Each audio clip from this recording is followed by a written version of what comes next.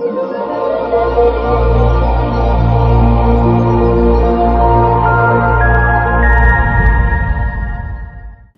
a lot of people have said, look, I can just go onto Atmos and do it myself. It's no big deal. So you can go onto Atmos. This is the government register, and it's a good starting point to say, well, is there an exact match? But it's the area around that that's a bit grayer. It's like an accountant looking at figures and the owner saying, I'm fine, this is all good, my figures are looking good. And an accountant going into it and going, hang on a minute, this is not a good figure, this is not a good figure. You're not doing as well as you think you are. So it's knowing that grayer area that will be on the register, but do you understand what you're looking at? And interpreting that information is what a trademark specialist will do.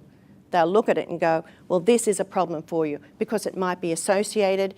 It might be that the wording is too similar, even though it's not exactly the same. So it's those sorts of things that you need to look at. And I had a client who came to me and said she had done this search and filed her own application. And then a prior mark was cited against hers, and she came to me and said, well, I did the search and there wasn't anything there. This is not really the same as mine. It's not necessarily the same. It's anything associated, and that's a problem too. So why didn't it show up in the search? She didn't understand what she was looking at. So there was a mark that was similar to hers, and she thought that wasn't relevant, but it actually was.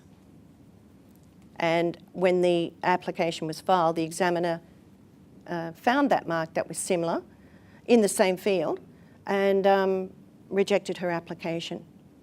So the time she had spent in filing the application and doing all the research was basically wasted because she had to start again. So had she gone ahead and not registered and just used it, those people could have taken action against her for trademark infringement, even though it wasn't exactly the same brand, but it was just too similar. And her interpretation, or her experience basically, her lack of knowledge, meant that she didn't understand that difference. And she based her business plans then on her judgment of that.